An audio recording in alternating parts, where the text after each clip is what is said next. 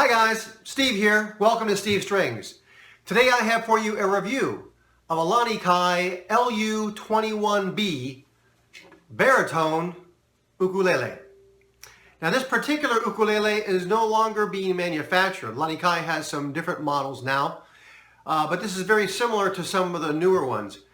This one I acquired secondhand. It was used, and I got it off of an online auction.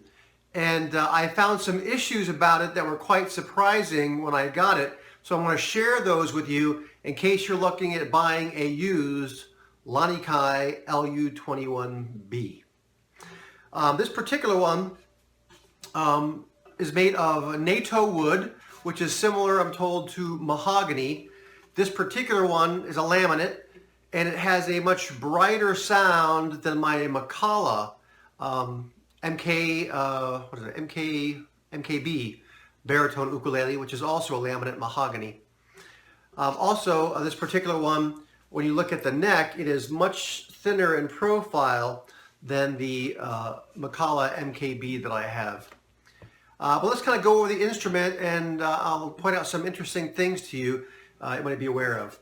Well, first of all, this is the typical Lanikai, and it has a silk screened Lanikai label on it.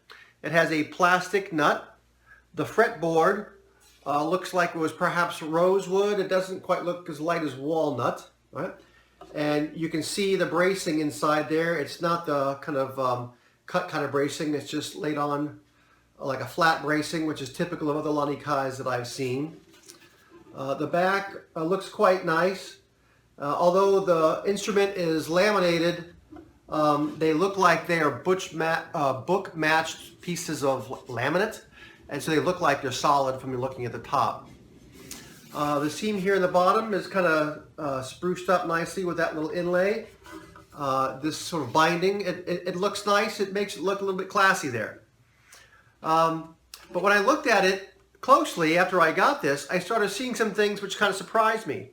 If you look at the headstock here, you can see that this one tuner is not in the same orientation. It's canted a bit more than the others. And again, these are just basic closed gear tuners, nothing fancy. I thought that's a little odd. I typically expected a little higher quality from Lanikai and not have those kinds of issues. And again, when I looked at the body looked just fine with no kinds of flaws anywhere. When I started looking at the neck, I saw some things that really surprised me. And I don't know if you can see this in this particular image. I think you can see it there. There are some rasp marks that looks like that it were acquired there in the factory. It looks like this went out of the factory with some rasp marks on it, on both sides, and there's some other ones here on the neck. And I'll try to put up some pictures to show that.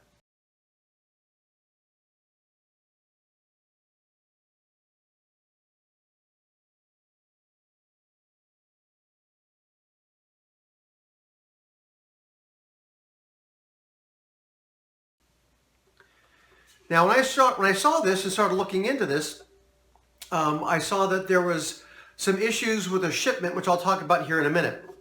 But the other interesting thing I found when I started looking inside of this, I saw across the lower bout was a piece of wood that was jammed across the lower bout.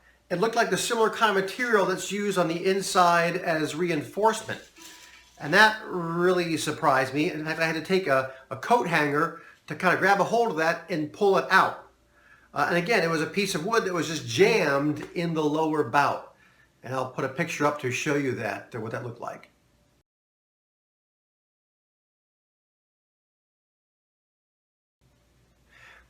Anyway, so when I started looking into this, I came across another review of this, of an LU-21B. And I'll put that in the text down below so you can link to that. And this person was talking about a baritone he got as a gambler's special, as he described it. And apparently, the story goes that Lanikai refused a shipment of ukuleles.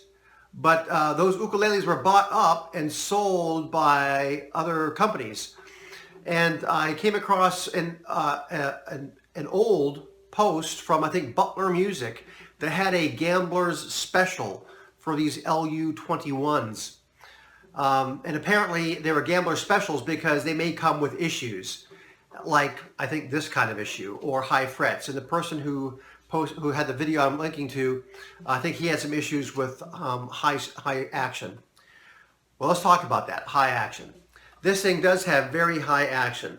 I'm not sure if you can see this height of the action here, but you could easily fit at least 2 guitar picks between the first frets and the strings.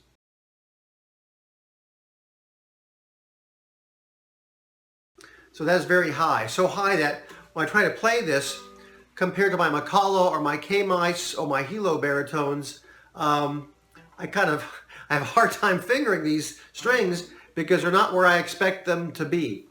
So this thing definitely needs to have some work done on the nut to lower the strings at even the very first fret. And then here at the 12th fret, you can see the action is like wicked high. I mean, very, very high. Like twice as high as I would expect to see on one of my other baritone ukuleles.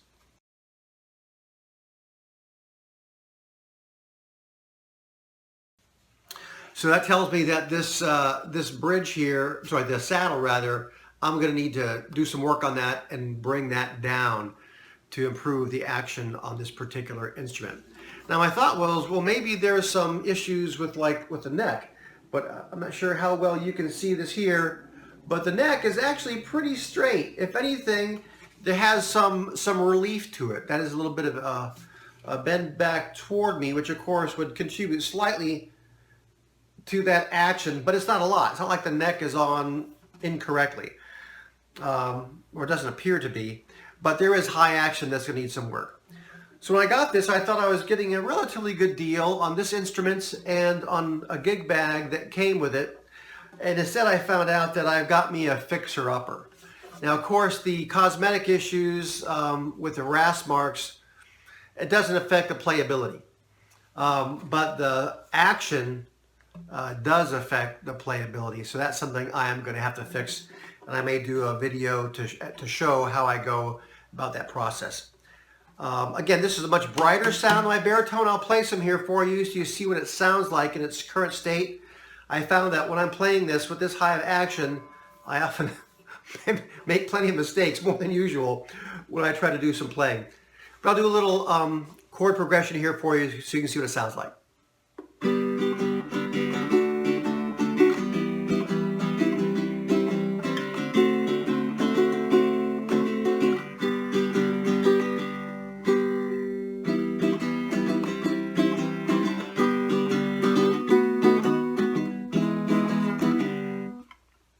Try that again.